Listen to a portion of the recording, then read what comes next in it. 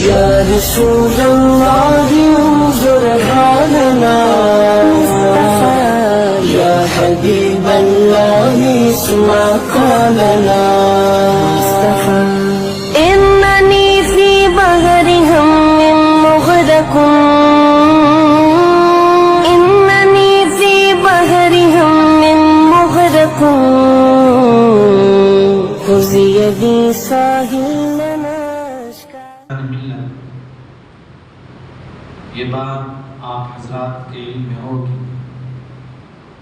کہ اسلامی مہینوں کے اعتبار سے جو مہینہ ہمارے سامنے آیا یہ ربیع الاول کا مہینہ، یہ وہ مہینہ ہے جس میں میرے اور آپ کے آقا تاجدار مدینہ محمد عربی صلی اللہ علیہ وسلم کی ولادت باسعادت بھی ہوئی، اور اسی مہینے میں آپ کی وفات مبارکہ بھی ہوئی۔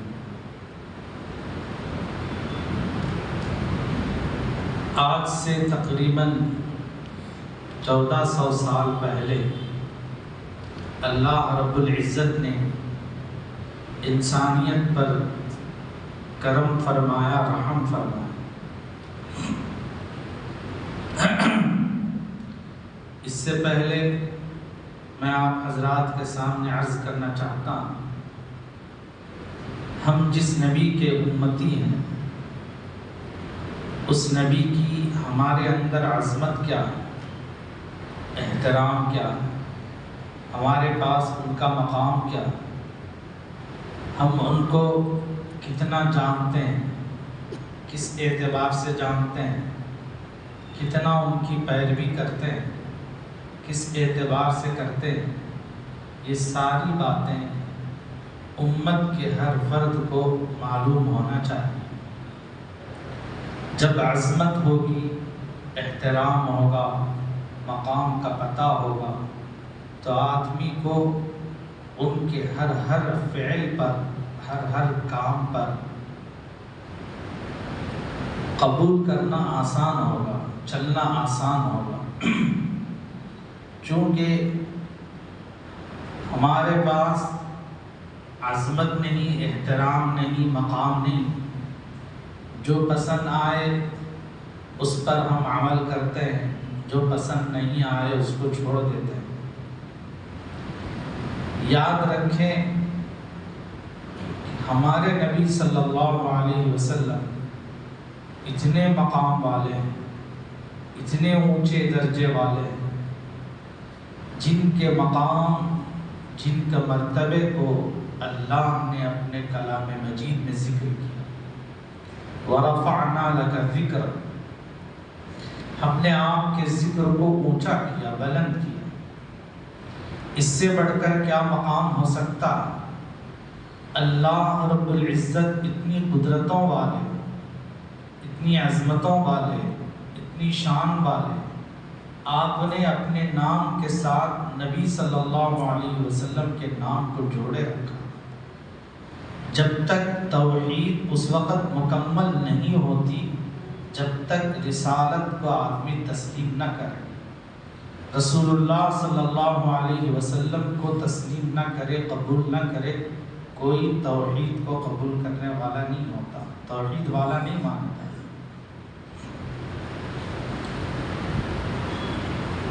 جہاں جہاں اللہ کا نام لیا جاتا ہے وہاں میرے نبی کا نام بھی لیا جائے۔ ہم نماز پڑھتے ہیں، نماز میں اللہ کو یاد کیا جاتا ہے، قرآن کی تلاوت کی جاتی ہے، ذکر کی جاتی ہے، رکوع میں اللہ کو یاد کیا جاتا ہے، سجدے میں اللہ کو یاد کیا جاتا ہے۔ جب نماز اسی وقت مکمل ہوگی جب میرے آقا صلی اللہ علیہ وسلم کو بھی یاد کیا جائے، تب تک نماز بھی مکمل نہیں ہوگی۔ یہ مقام ہے نبی کا۔ قربان جاؤں حضرت امام اعظم ابو حنیفہ رحمۃ اللہ علیہ پر، آپ نے نماز کے مسائل میں ایک اہم مسئلہ سجدے سہو کا بیان فرمایا وہ یہ ہے، ہم تشہد میں بیٹھتے ہیں، التحیات پڑھتے ہیں، التحیات میں تشہد جو کلمہ شہادت ہے، اشہد ان لا الہ الا اللہ واشہد ان محمدًا عبدہ ورسولہ، جب پڑھ کر ہم کو اگر تیسری رکعت کے لیے اٹھنا ہے تو فوراً اٹھ جانا چاہیے۔ اگر پوری نماز مکمل ہو گئی تو پورا درود بھی پڑھنا، لیکن دوسری رکعت میں تشہد پڑھ کر آدمی درود شریف پڑھنے سے پہلے تیسری رکعت کے لیے اٹھ جانا چاہیے، لیکن بھول سے اس نے اللہم صلی علی محمد پڑھ لیا تو اس پر سجدے سہو واجب ہو۔ مسئلہ اللہم صلی علی محمد اگر پڑھ لیا، پڑھ کر اس کو رکعت یاد آ گئی، اٹھ گیا، اب پھر دوبارہ اپنی نماز کو مکمل کرنا ہے تو نماز اسی وقت مکمل ہوگی جب سجدے سہو کرے۔ شاید کتابوں میں لکھا ہے، اکابرین سے میں نے سنا، حضرت رسول اللہ صلی اللہ علیہ وسلم نے کبھی خواب میں حضرت امام اعظم ابو حنیفہ رحمہ اللہ سے پوچھا، اے ابو حنیفہ، تم نے یہ کیسا مسئلہ بیان کیا کہ میرے نام لینے پر تمہیں سجدے سہو واجب کر دیا امت پر میری، کہ میرے نام پر سجدے سہو کیسے واجب کیا آپ نے؟ تو قربان جائیے امام اعظم ابو حنیفہ رحمۃ اللہ علیہ پر، آپ نے فرمایا یا رسول اللہ، میں نے آپ کا نام لینے پر سجدے سہو واجب نہیں کیا، بلکہ آپ کا نام بھول پر غفلت پر لینے پر واجب کیا، جب حالانکہ اٹھ جانا چاہیے، نہیں اٹھا ہے، بیٹھا ہوا ہے، بھول سے اسے یاد نہیں ہے، ایسے وقت میں درود پڑھتا ہے کہ اس کا درود قبول نہیں، اس کے لیے کیا کرنا چاہیے؟ سجدے سہو کرنا۔ یہ محبت ہوتی ہے، یہ احترام ہوتا ہے میرے دوست۔ ہمیں یہ بھی معلوم نہیں ہے کہ اللہ کے نبی کیا ہیں۔ میں نے قرآن مجید کی آیت شریفہ پڑھی جس میں اللہ نے نبی کا مقام و مرتبہ بتایا۔ حضرت آدم علیہ السلام سے لے کر سیدنا عیسیٰ علیہ السلام 1,24,000 انبیاء کم و بیش، ان تمام انبیاء سے اللہ نے عہد لیا، ایک ایک نبی سے عہد لیا۔ وَإِذْ أَخَذَ اللَّهُ مِيثَاقَ النَّبِيِّينَ، تمام نبیوں سے عہد لیا، کس بات کا؟ لَمَا آتَيْتُكُم مِّن كِتَابٍ وَحِكْمَةٍ، میں تمہیں نبوت عطا کروں گا، نبی بناؤں گا، تو نبی جب تمہیں بناؤں گا تو تمہیں کتاب بھی دوں گا، حکمت بھی دوں گا۔ نبیوں کو جب تمہیں کتاب بھی دوں گا، حکمت بھی دوں گا، تو اس وقت میں اسی درمیان میں تمہارے پاس ایک رسول آئیں گے، جو رسول وہ ایسے ہوں گے، تمہارے پاس جو کتابیں ہیں، تمہارے پاس جو صحائف ہیں، تمہاری جو نبوت ہے اس کی تصدیق کرنے والے ہوتے ہیں، اس کا انکار کرنے والے نہیں ہوتے، بلکہ تم کو بھی نبی تسلیم کرتے ہیں، تمہارے پاس ہم نے جو کچھ بھیجا ہے اس کو بھی تسلیم کرتے ہیں کہ فلاں فلاں نبی ہیں۔ تو ایسا رسول تمہارے پاس آئے تو کیا تم لَتُؤْمِنُنَّ بِهِ وَلَتَنْصُرُنَّ، تم ایمان ضرور ان پر لاؤ گے، تم ان کی مدد کرو گے۔ اللہ نے ایک ایک نبی سے عہد لیا۔ حضرات مفسرین فرماتے ہیں جس رسول کے آنے کا ذکر اللہ نے تمام نبیوں سے فرما رہا ہے وہ رسول حضرت محمد صلی اللہ علیہ وسلم۔ حضرت محمد صلی اللہ علیہ وسلم کے بارے میں نبیوں سے عہد لے رہا ہے اللہ. پھر عہد ہی نہیں، قال اقررتم، اللہ کہتا ہے تم لوگ اقرار کرتے ہو ایمان لانے کا، ان کی مدد کرنے کا. وَأَخَذْتُمْ عَلَى ذَلِكُمْ إِسْرِي، میں جو ذمہ داری تمہیں ڈال رہا ہوں، دے رہا ہوں، عطا کر رہا ہوں، اس کو تم نبھاؤ گے. ایک ایک نبی سے اللہ پوچھتا تو سب انبیاء کہتے ہیں اقررنا، اے اللہ ہم اقرار کرتے ہیں. جس نبی کو رسول کو آپ بھیجیں گے ہمارے درمیان، تو اس وقت میں ہم اپنی قوموں کو بھی اور ہم خود بھی ایمان لائیں گے، اپنی قوموں کو بھی ایمان لانے کی بات کہیں، مدد کرنے کی بات کہیں. تو اللہ اس وقت میں جواب دیتا ہے فاشہدوا، تم گواہ رہو، وَأَنَا مَعَكُمْ مِنَ الشَّاهِدِينَ، اور تمہاری گواہی میں میں بھی شامل ہوں. اللہ اکبر، کیا شان ہے نبی کی. اتنی عظمت والے نبی ہمیں دیے گئے جن نبیوں سے اللہ عہد لا رہا. حضرت سیدنا عمر رضی اللہ عنہ امیر المؤمنین، رسول اللہ صلی اللہ علیہ وسلم کے زمانے میں مدینے میں بنو قریظہ ایک قبیلہ تھا جو یہودیوں کا قبیلہ تھا. یہودی لوگ تورات، انجیل، ان پر یہ کتابیں ان کے نبیوں کے زمانے میں اتری تھی تو اس پر یہ چلا کرتے تھے، تو اس میں رد و بدل کر دیے تھے. تو اس کی کچھ باتیں ان کے پاس موجود تھی. تو حضرت عمر رضی اللہ عنہ یہ اس بنو قریظہ کے ایک یہودی سے آپ کی دوستی تھی، چونکہ مدینے میں وہ لوگ سب تھے، آپ بھی تھے، چلنا پھرنا تھا، اٹھنا بیٹھنا تھا، تو ایک دوست. تو وہ جو دوست تھا امیر المؤمنین عمر رضی اللہ عنہ کا، وہ آپ کو تورات کی، انجیل کی کچھ باتیں لا کر جمع کر کے سنایا کرتا تھا. تو ایک مرتبہ رسول اللہ صلی اللہ علیہ وسلم کے سامنے حضرت عمر رضی اللہ عنہ اس بات کا ذکر چھیڑ دیا. اے اللہ کے نبی، میرا ایک دوست ہے، وہ اس طرح تورات انجیل کی باتیں مجھے لا کر بتاتا ہے، کیا میں آپ وہ باتیں آپ کے سامنے پیش کروں؟ اللہ کے نبی علیہ الصلوۃ والسلام کا چہرہ بدل گیا. ایک صحابی قریب میں بیٹھے تھے، چہرہ بدل گیا تو فوراً کہنے لگے عمر دیکھتے نہیں ہو رسول اللہ صلی اللہ علیہ وسلم کے چہرے انور میں تغیر آ گیا.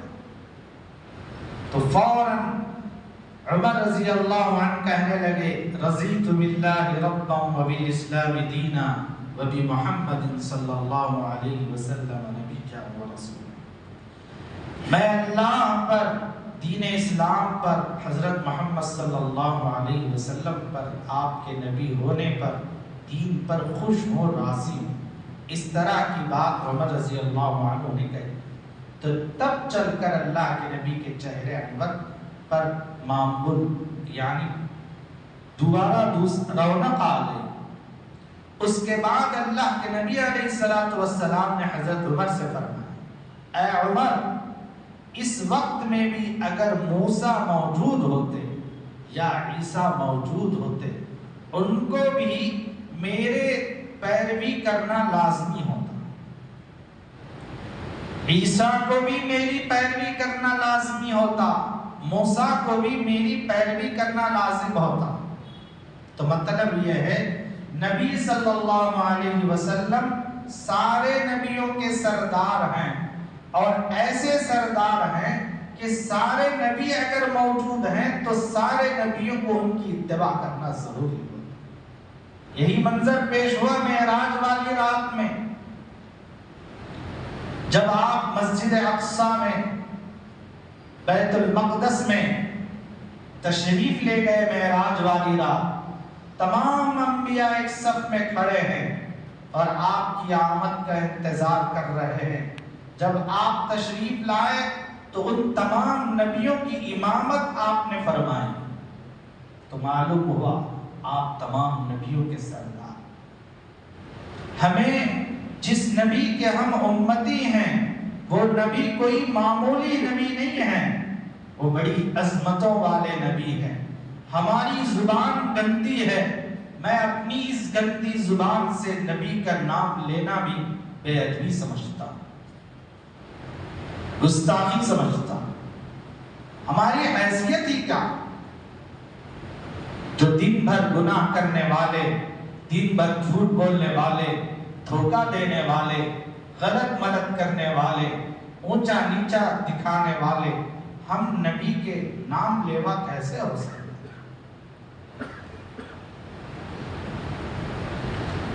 قد جاءکم من اللہ نور و کتاب مبین۔ ہمیں اس بات کا بھی علم ہونا چاہیے کہ اللہ کے نبی اگرچہ کہ بشر ہیں لیکن ہماری اور تمہاری طرح بشر نہیں ہے۔ بشر کے معنی انسان۔ اللہ کے نبی میری اور تمہارے طرح انسان اگرچہ کہ ہیں لیکن ہماری طرح نہیں ہیں، نور بشر ہے آپ۔ کیا مطلب نور بشر؟ آقا صلی اللہ علیہ وسلم نے اپنے نور کا تذکرہ کرتے ہوئے فرمایا تھا کنت نبیا آدم بین الروح بین الجسد والروح۔ میں اس وقت سے اس وقت ہی نبی تھا جب آدم مٹی اور روح کے درمیان میں تھے، ابھی ان کا پتلا بھی نہیں بنایا گیا تھا، آدم کی تخلیق ہی نہیں ہوئی تھی۔ اس وقت بھی میں کیا تھا؟ نبی تھا۔ احادیث میں بات ملتی ہے، خصائص الخبرا جو نبی کریم صلی اللہ علیہ وسلم کی خصوصیات کے متعلق لکھی گئی بہترین کتاب ہے۔ اس کتاب میں اتنی تفصیلات نبی کریم صلی اللہ علیہ وسلم کے متعلق بیان کیے گئے ہیں جس کو ہم پڑھ بھی نہیں سکتے۔ فرمایا گیا، حدیث میں آتا ہے جس کے راوی عبداللہ ابن عباس رضی اللہ عنہما، آدم کی تخلیق سے 14,000 برس پہلے اللہ نے نور بنایا تھا۔ میرا نور اللہ نے آدم کی تخلیق سے 14,000 برس پہلے، اور وہ نور اللہ کی تسبیح بیان کرتا تھا، اور اس نور کی تسبیح کو سن کر اللہ نے جتنے فرشتے پیدا کیے وہ تمام فرشتے اس کی تسبیح کو سن کر وہ بھی تسبیح میں لگ جاتے تھے۔ پھر اللہ رب العزت نے میرے اس نور کو جب آدم بنائے گئے تو آدم کے پیٹ میں ڈالا گیا۔ پھر آدم سے لے کر حضرت نوح علیہ السلام تک جتنے انبیاء گزرے ہیں ان تمام کی پیٹوں میں منتقل ہوتے ہوئے نوح علیہ السلام کی پیٹ میں منتقل ہوا۔ پھر نوح علیہ السلام سے لے کر حضرت ابراہیم علیہ السلام تک جتنے انبیاء گزرے ہیں ان سے منتقل ہوتے ہوئے ابراہیم کی پیٹ میں منتقل ہوا۔ پھر ابراہیم سے اسماعیل علیہ السلام کی پیٹ میں منتقل ہوا۔ اسماعیل علیہ السلام سے منتقل ہوتے ہوتے آپ کے جد امجد حضرت عبد المطلب ان کے پیٹ میں منتقل ہوا۔ اور یہ ایسا سلسلہ ہے، یہ ایسی کڑی ہے، یہ ایسی زنجیر ہے، جن جن میں بھی میں منتقل ہوا ہوں وہ بڑی دنیا کی پاک ہستیاں، نورانی ہستیاں، انہوں نے دنیا میں کبھی غلط کام نہیں کیا، کسی کو دھوکہ نہیں دیا، اور کبھی بد کلامی نہیں کی، کبھی زنا نہیں کیا۔ ایسی مبارک ہستیوں سے منتقل ہو کر ایک مرتبہ رسول اللہ صلی اللہ علیہ وسلم کی خدمت میں جبرائیل علیہ السلام آئے جس کے راوی حضرت ابو ہریرہ رضی اللہ عنہ فرماتے ہیں جبرائیل آئے تو جبرائیل علیہ السلام سے اللہ کے نبی نے پوچھا اے جبرائیل بتاؤ تمہاری عمر کتنی؟ جبرائیل سے پوچھا گیا کہ عمر کتنی ہے؟ حضرت جبرائیل علیہ السلام کہنے لگے یا رسول اللہ چوتھے آسمان کے پردے میں ایک نور ستارہ ہے، میں نے وہ ستارہ ایسا ہے، اس کی روشنی ایسی ہے، وہ 70,000 برس میں ایک مرتبہ طلوع ہوتا۔ کتنے ہزار برس میں؟ 70,000 برس میں ایک مرتبہ طلوع ہوتا ہے وہ ستارہ، چوتھے آسمان میں رہنے والا جو پردے میں ایسا اس ستارے کو میں نے 72,000 مرتبہ دیکھا، حالانکہ 70,000 مرتبہ میں ایک مرتبہ طلوع ہوتا ہے۔ اور اس طرح حضرت جبرائیل علیہ السلام نے اس ستارے کو 72,000 مرتبہ دیکھا ہے۔ گنتی ہی نہیں گن سکتے میرے دوستوں کتنی عمر ہے۔ حضرت جبرائیل علیہ السلام جب اس ستارے کا تذکرہ کر رہے تھے اس نور کا، تو نبی کریم صلی اللہ علیہ وسلم نے فرمایا وہ ستارہ میں ہی۔ سبحان اللہ، اس سے پہلے اللہ کے نبی پیدا کیے، اللہ نے اپنے نبی کے نور کو بنایا، اسی لیے فرمایا بعد از خدا بزرگ تو یہ قصہ مختصر، خدا کے بعد اگر کسی کا مقام ہے تو کس کا ہے؟ اللہ کے نبی کا۔ آدم علیہ السلام نے جب آنکھیں کھولی، روح ان کے جسم میں پڑپڑانے لگی اور آپ نے اپنی آنکھیں کھولی تو عرش کو دیکھا، اس میں دیکھا لا الہ الا اللہ محمد الرسول اللہ۔ پہلی مرتبہ آپ کی نظر عرش پہ پڑی تو آپ نے اس کلمے کو دیکھا۔ قربان جائیے ہم بڑے خوش نصیب لوگ ہیں کہ ہم کو ایسے نبی ملے، اور اللہ کے یہاں اپنے نبی کا مقام کیا ہے معلوم ہے؟ پورا قرآن آپ اٹھا کر دیکھ لیں، اللہ رب العزت نے کہیں نبی کو نام سے نہیں بلایا، یا محمد نہیں ملے گا پورے قرآن میں، یا موسیٰ، یا عیسیٰ، یا ابراہیم، یا اسماعیل، یا ادریس، یہ سارے نبیوں کو اللہ نے مخاطب کیا ہے تو ان کے نام سے پکارا ہے، لیکن اللہ رب العزت نے نبی کی عظمت کو باقی رکھتے ہوئے، نبی کی شان کو باقی رکھتے ہوئے، اللہ نے بھی اپنے نبی کو نبی کے نام سے نہیں پکارا، یا محمد نہیں کہا۔ ہم بھی ہیں میرے دوستوں نبی کے نام لیوا، ہاں اگر پکارا ہے تو کیسے پکارا؟ یا ایھا النبی کہا، یا ایھا المزمل کہا، یا ایھا المدثر کہا، طٰہٰ کہا، اور کیا کہا؟ صاد کہا۔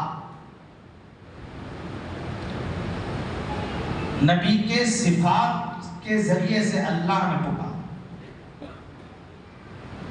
پھر فرمایا پوری انسانیت کو اے انسانوں تم میری محبت چاہتے ہو، اللہ کہتا تم میری محبت چاہتے ہو تو میری محبت اسی وقت تمہیں ملے گی، عطا ہوگی جب میرے نبی کی تم پیروی کرو گے، اس کی اتباع کرو گے۔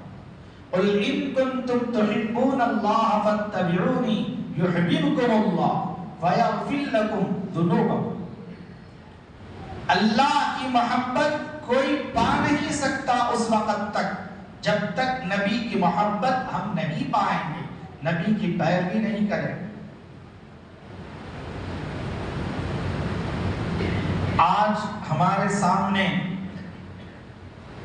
اللہ معاف فرمائے نعوذ باللہ ایسے ایسے چیزیں سامنے آ رہی ہیں کہ جن کو دنیا میں جانا ہے اور جن کے متعلق چیز طے ہے، ان کے نصیب میں ہی ایسی چیزیں ہوتی ہیں کہ وہ نبی کی شان میں کیا کرتے ہیں؟ گستاخی کرتے ہیں، اور اس گستاخیوں کو دیکھ کر ہمارے دل میں تل ملا جاتے ہیں، ایسا کیوں کیا ہوگا، ایسا کیوں ہوا ہوگا؟ جو ایسا اگر ہماری زبان سے نکل گیا سمجھو دین نکل گیا۔ کوئی کہتا ہے تمہارے نبی نے 11 شادیاں کی،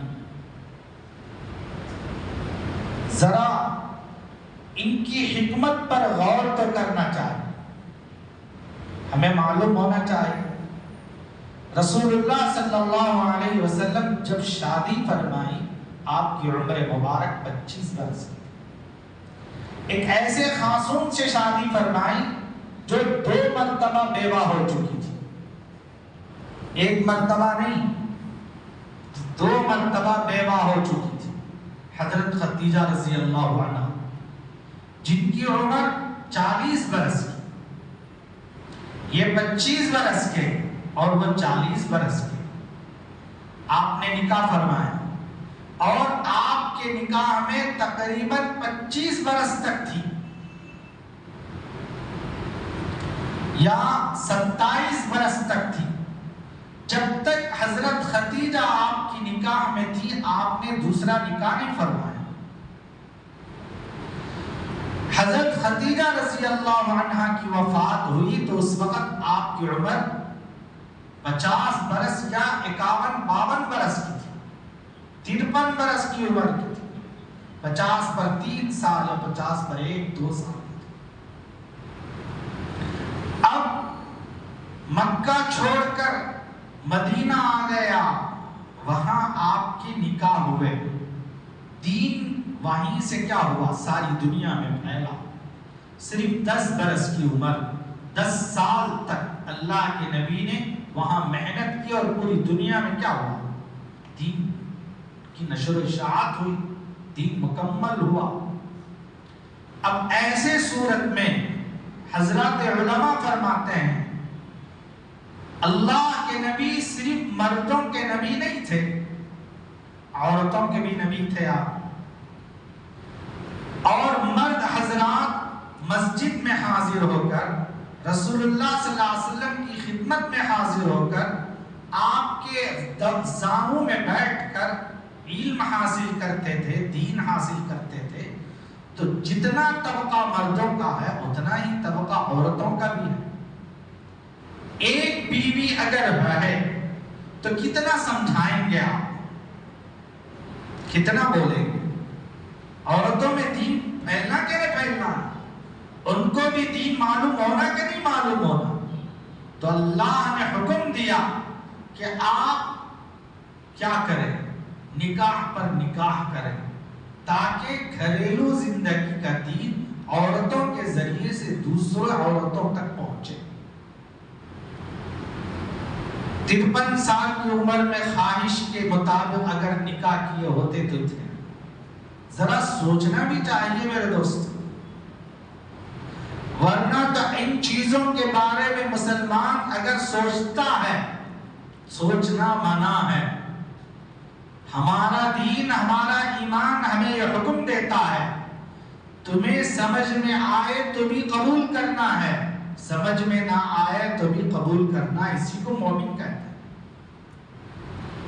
غیب پر جو ہم ایمان لائے ہیں تو ہم دلیل پر ایمان نہیں لائے، غیب پر ایمان لائے ہیں۔ غیبی ایمان اسی کو کہا جاتا ہے سمجھ میں آئے تو بھی تسلیم کرنا ہے، سمجھ میں نہ آئے تو بھی تسلیم کرنا، اس کے پیچھے نہیں جانا ہے، اپنے ایمان کو برباد نہیں کرنا۔ ایسے حالتیں آئیں گی جو ہمارے ایمان پر ڈاکہ ڈالیں گے، شیطان ایسی چیزیں لا کر ہمارے سامنے پیش کرے گا جو ہمارے ایمان کو سلب کرنے کی کوشش کرے، ہرگز ان کے بہکاوے میں نہیں جانا۔ ہم اللہ سے یہ دعا کرتے رہنا ہے، اے اللہ میرے نبی کی محبت کو کبھی کم نہ فرما، میرے دل میں نبی کی محبت کو پیدا فرما، اور میں ہمیشہ نبی کی محبت کے مطابق زندگی گزاروں، ہم اللہ سے مانگنا بھی چاہتے جیسے صحابہ مانگتے تھے۔ ایک مرتبہ ایک صحابی آیا رسول اللہ صلی اللہ علیہ وسلم کے پاس آ کر بیٹھے، رونے لگے، تو اللہ کے نبی نے فرمایا کیا بات؟ اے اللہ کے نبی، میں جب آپ کی مجلس میں رہتا ہوں تو آپ کو دیکھتا ہوں تو دل میں قرار آ جاتا ہے، سکون آتا ہے، آپ کی باتیں سنتا ہوں تو دل میں قرار آتا ہے، سکون آتا ہے، جیسے ہی آپ کی مجلس سے اٹھ کر گھر جاتا ہوں، گھر جانے کے بعد بے چینی بے قراری بڑھ جاتی ہے، پھر کبھی آپ کی یاد آتی ہے تو فوراً دوڑ کر آ جاتا ہوں، آپ کو دیکھ لیتا ہوں، سکون مل جاتا ہے۔ یا رسول اللہ، یہ چیز زندگی، یہ حیات جو اللہ نے دی ہے یہ مختصر دی، ایک دن آپ کو بھی دنیا سے جانا ہے، ایک دن مجھے بھی دنیا سے جانا ہے، لیکن مجھے اس بات کا یقین ہے کہ آپ جب دنیا سے جائیں گے تو جنت میں جائیں گے، آپ کا مقام بہت اونچا ہوگا اور اعلیٰ مقام پر رہیں گے، لیکن مجھے اس بات کا یقین نہیں ہے کہ میں جب دنیا سے رخصت ہوں گا کہ جنتی ہوں گا یا نہیں ہوں گا۔ اگر جنتی رہوں گا تو بھی جنت میں جاؤں گا تو میں آپ کے مقام تک پہنچ کر آپ کا دیدار کر سکتا ہوں یا نہیں کر سکتا، مجھے اس کا علم نہیں ہے۔ وہاں میں کیسے سکون پاؤں، وہاں کیسے قرار پاؤں یا رسول اللہ؟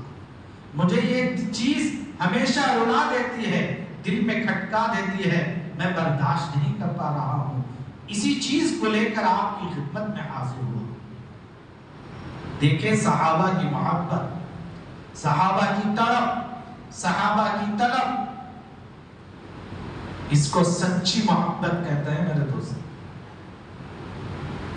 اللہ کے نبی جواب نہیں دی، انتظار کرتے رہے، اتنے میں آیت شریفہ مبارکہ نازل ہوئی، اولئک الذین انعم اللہ علیہم من النبیین والصدیقین والشہداء والصالحین وحسن اولئک رفیقا۔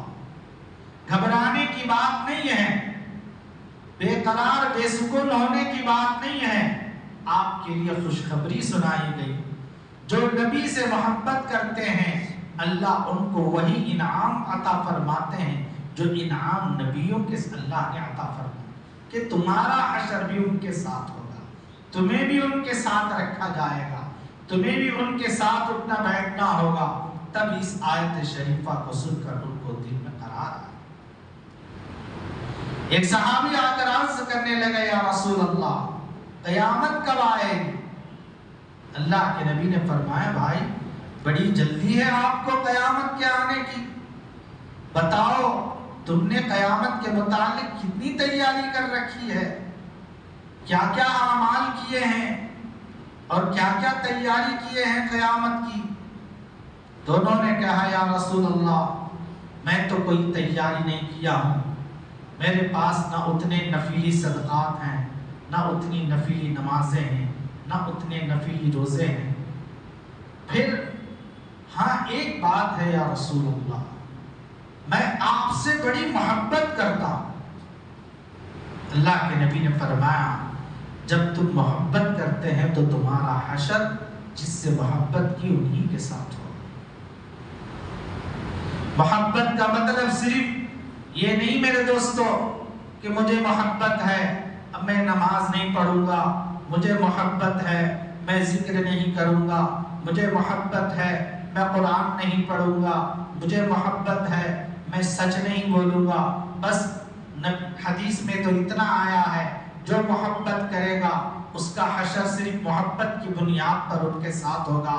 یہ مطلب نہیں اس حدیث کا۔ جو محبت کرنے والا ہوتا ہے وہ محبوب ایسا ہوتا ہے کہ اپنے عاشق اور اپنے محبوب کی ہر ادا اسے پسند آتی ہے۔ تو ہمارے عاشق نبی ہیں، ہمارے محبوب نبی ہیں، تو دنیا میں نبی صلی اللہ علیہ وسلم جو کر گئے ہیں ان کو اپنانے والا وہ حقیقت میں وہ محبت کرنے والا۔ حقیقت میں وہ سچی طلب رکھنے والا سچا عاشق ہوگا۔ حضرات صحابہ ایسے ہی تھے۔ عبداللہ ابن عمر رضی اللہ عنہما حضرت